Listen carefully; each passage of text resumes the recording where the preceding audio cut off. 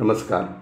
आज मी प्राध्यापक मधु पाटील यांच्या शालेय महाविद्यालयीन रंगभूमीसाठी 5 नाट्यात्मक साहित्य दर्शने या पुस्तकातील एक होता कारभार सहितचे वीणा गवाणकर साहित्य दर्शन या एकांकिकेच्या मी पाडलेल्या 4 भागांपैकी तिसरा भाग वाचतोय. डॉक्टर सलीम अली प्रवेश करून एका आसनावर बसतात. निवेदक आणि वाचक यांच्या निवेदनाला वाचनाला योग्य प्रतिसाद देत बसतात. निवेदन: डॉक्टर सलीम अली म्हणजे पद्मभूषण, पद्मविभूषण, राज्यसभा सदस्य अशा सन्मानांबरोबरच नोबेल प्राइज तोडीचा जे. पॉल गेट्टी पुरस्कारांसहित 22 राष्ट्रीय आंतरराष्ट्रीय मानसन्मानांनी गौरवलेले आंतरराष्ट्रीय कीर्तीचे पक्षी विश्वाचे संशोधन करणारे शास्त्रज्ञ. त्यांच्या चरित्राचा प्रारंभ वीणाताईंनी मोठ्या वेधक शैलीत केला आहे. तो वाचून दाखवण्यासारखा आहे.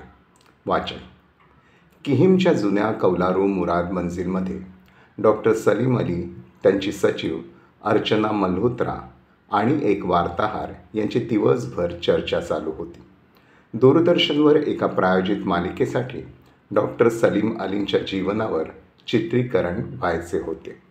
त्यासाठी त्या वार्ताहराने पटकथा वगैरे पूर्वतयारी केली होती. चित्रीकरण कसे, कुठे, केव्हा व्हावे यासंबंधी डॉक्टर सलीम अलींशी चर्चा करून आखणी केली. स्थल, काल, तिथी निश्चित होताच वार्ताहर मुंबईला परतला.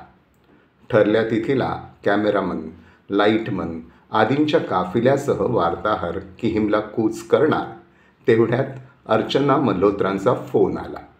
सलीम साहेबांचा एक अनोखा मित्र जॉर्डनचा कोर्सर बऱ्याच दिवसांनी दर्शन देतोय म्हटल्यावर महाशयांनी त्या दक्षिण दिशेला उड्डाण केलंय.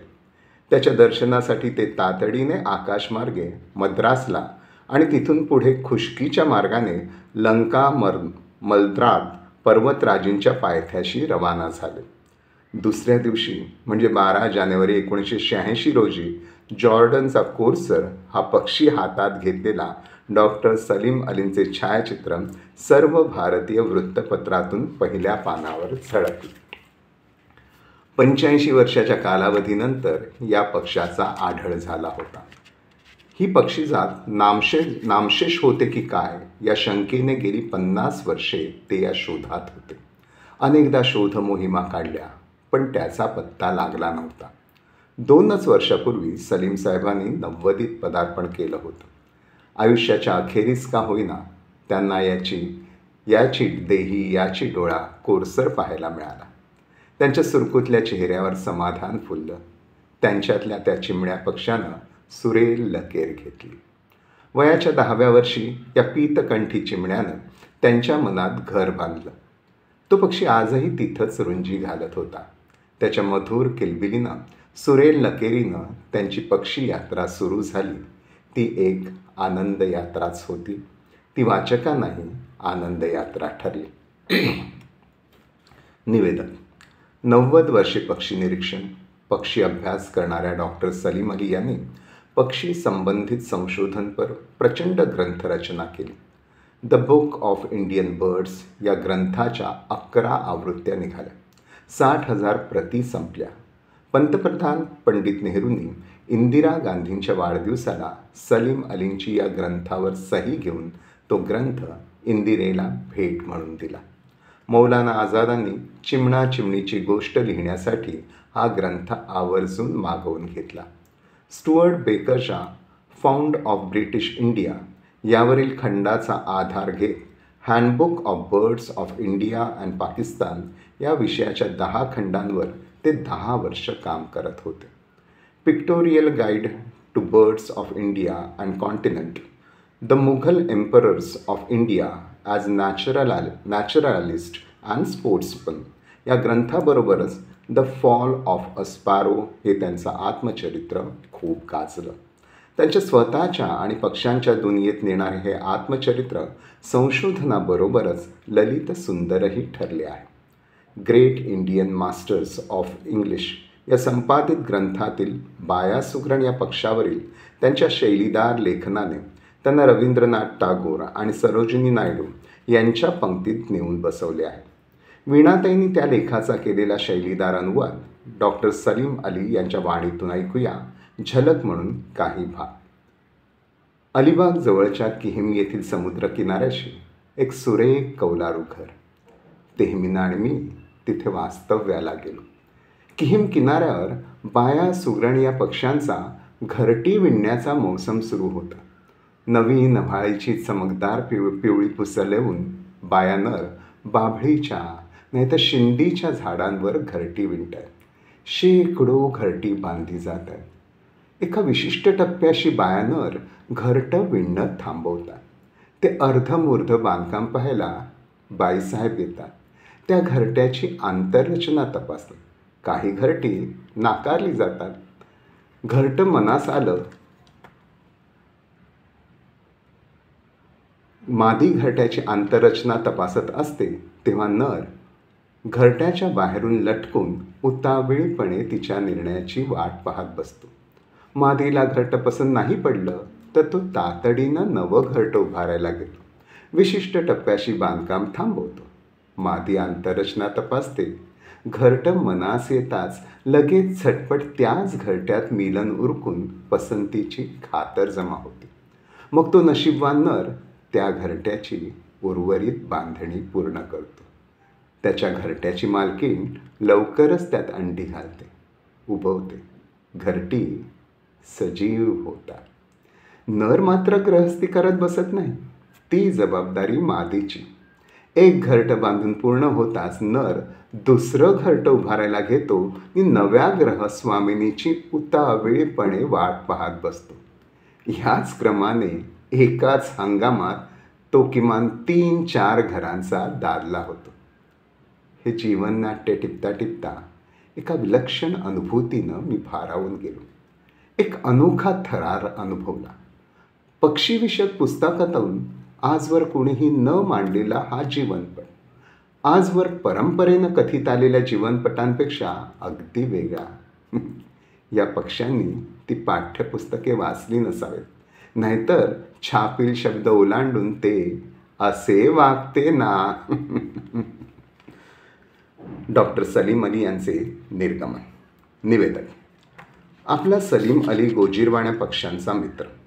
तर रेमंड डिटमार्स हा छोट्या रेमंडचा प्रवेश.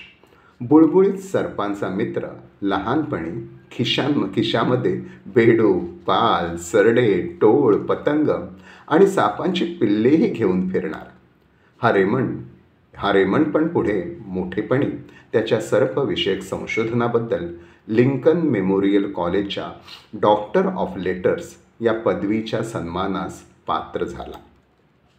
वीणाताईंचा हा चरित्रनायक लहान मुलांना खूपच आवडला. त्याचबरोबर मोठ्या माणसांनाही तो रंजक आणि प्रबोधक वाटला. त्याच्या या सर्पछंदाला बालपणापासूनच कसा प्रारंभ झाला याबद्दलचं नाट्य वीणाताईंनी छानच उभं केलं आहे. वाचक. उन्हं उतरली की रेमंड भ्रमंतीसाठी घराबाहेर पडे. त्याची आवडती जागा घरापासून दूर होती, पण तिथेच तो जाई, कारण त्याला तिथे नानेट्यांची एक जोडी वावरताना आढळली होती. या सापाच्या जोडीचं रूपदर्शन त्याला फार मोहक वाटलं. भुरळ पडल्यासारखा तो रोज त्या पाणथळ जागी जायचा. गुपचूप बसून त्या नानेट्यांचं निरीक्षण करायचा. त्यांनाही रेमंडच्या सहवासाची सवय झाली. न बिचकता नानेट्या त्याच्यासमोर वावरू लागल्या. त्या नानेट्यांचा त्याला एवढा मोह पडला की त्यानं ठरवलं या नानेट्या घरी न्यायच्या, त्यांना पाळायचं. आणि मग माय लेकरांचा घडलेला हा संवाद.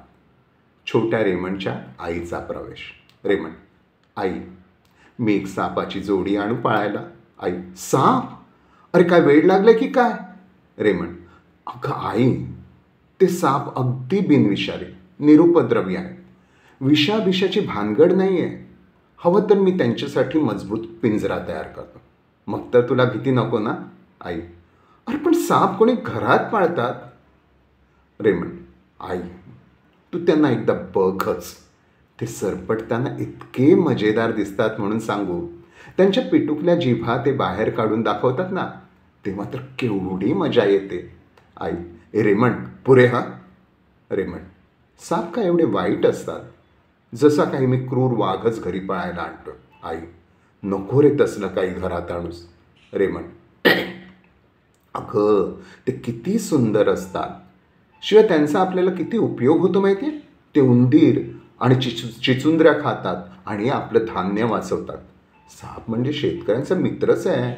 आई, पण ते किती बुळबुळीत निगिळगिळीत असतात. रेमंड, नाही ग, ते तसे नसतात. छान कोरडे असतात. आई, तू पाहिलंच वाटतं हातात घेऊन. रेमंड, मग हातात घेऊन पाहिल्याशिवाय का कळणार आहे ते कसे असतात ते. आई, सांभाळून राहा रे बाळा. एखाद्या दिवशी विषारी साप धरशील आणि नसता घोटाळा करून बसशील. रेमंड, काही घाबरू नकोस आई. आपल्याकडे फक्त 3च प्रकारचे विषारी साप असतात. रॅटलर, कोपरहेड आणि समुद्र सर्प मोकॅसे. आई, तू त्यांना पकडायला जाऊ नकोस म्हणजे झालं. निवेदक, प्रारंभाला त्याच्या या सर्पछंदाला घरातून विरोध झाला, पण त्याच्या एकूण कल बघून पुढे आईवडिलांनी त्याला प्रोत्साहन दिलं. त्यांनी घराचा वरचा अख्खा मजला रेमंडच्या या नाना जातींच्या सर्पासाठी दिला आणि मग रेमंडने सर्प संशोधनाला पूर्ण वाहून घेतलं. विषारी सर्पाचे विषदहन करून हे सर्पदंश विरोधासाठी मोठ्या प्रमाणात उपलब्ध करून दिलं. देशोदेशी व्याख्याने दिली, प्रात्यक्षिकं केली. न्यूयॉर्क वर्ल्ड, न्यूयॉर्क टाइम्स सारख्या वृत्तपत्रातून त्याच्या गौरवपर लेख लिहिले गेले आणि न्यूयॉर्क झूलॉजिकल पार्कमध्ये सर्पोद्यानाच्या प्रमुखपदी त्याची नेमणूक झाली. तेथे या लहानपणीच्या 2 नानेट्यावाल्यांनी 134 प्रकारचे 897 सरपटणारे प्राणी पाळून संशोधन केलं आणि सर्पसंबंधित महत्त्वपूर्ण ग्रंथरचनाही केली. ते मोठा झालेल्या रेमंडच्या तोंडून ऐकूया. रेमंड, मोठा रेमंड प्रवेशू. मी लिहिलेलं द रेप्टाईल बुक राष्ट्राध्यक्ष रूझवेल्ट यांच्या प्रशंसेस पात्र ठरलं. सामान्य वाचकांसाठी सुबोध भाषेत लिहिलेलं शास्त्रीय पुस्तक असं त्यांनी या ग्रंथाचं कौतुक केलं आहे. रेप्टाईल ऑफ द वर्ल्ड हे माझं दुसरं पुस्तक तर जगभर गाजलं. द जंगल सर्कस आणि द बुक ऑफ नेचर हे मी सर्पांच्या जगतावर काढलेले चित्रपट यांनी लहान मुलांच्या विश्वात धमाल उडवून दिली. अँड्र्यू कार्नेगी या उद्योगपतीला जंगल सर्कस एवढा आवडला की त्याने या चित्रपटाला $1,00,000 निधी अर्पण केला. हा चित्रपट मोठा गमतीदार आणि माहितीपूर्ण आहे. उदाहरणार्थ बघा, कोळी हा कीटक जाळ्यासाठी जागा कशी निवडतो, खांबाची उभी आडवी जोडणी कशी करतो, त्याची कोळीणबाई अंडी कशी घालते, अंड्यांना एकत्र गोळा करून त्यावर रेशमी धागे गुंडाळून त्याचे गोल गाठोडे कसे करते, ते अंड्याचे गाठोडे सोबत घेऊनच ती कशी वावरते आणि आपण या गाठोड्याला चीर पाडली तर तिची सोनेरी पिल्लावळ कशी बाहेर पडते याचं रम्य दर्शन आणि त्या पिल्लांच्या आईने त्यांच्यासाठी घाईघाईने पाळणाघर कसे तयार केले हे सारंच कुतूहलजनक वाटतं. दुसऱ्या एका जातीची कोळणीची पिल्ले अंड्याच्या पिशवीतून बाहेर येताच आईच्या पाठीवर चढून कशी बसतात, सर्वांना जागा पुरली नाही तर एकमेकांच्या अंगावर चढून डबल डेकर तयार करतात. तुरुतुरु धावणारी पिल्ले आईच्या पायांच्या शिड्यांवरून भराभर तिच्या पाठीवर कशी चढतात, सर्वांना जागा व्हावी म्हणून एकावर एक रानका कशा तयार केल्या, हा प्रकार पाहून प्रेक्षकांना हसू लोटत असे. आणखी एक दाखवलेली चमत्कारिक गोष्ट म्हणजे काही कोळणी अंडी उबवण्यापूर्वीच मरून जातात आणि एका वसंत ऋतूत उबवतात. अंड्यातून बाहेर आलेली पिल्ले त्याच ऋतूत वयात येतात आणि अंडी घालून त्याच वर्षी मरून जातात. हे सारंच जीवनचक्र माझ्या चित्रपटातून पाहताना प्रेक्षक अवाक होतात. निवेदक, असा हा वीणाताईंचा लहान थोरांना आवडणारा सर्पतज्ञ, लेखक आणि रंजक चित्रपट निर्माता, चरित्रनायक कंसात छोटा रेमंड, मोठा रेमंड आणि आई यांचे निर्गमन इथे हा भाग 3 थांबवतो. धन्यवाद.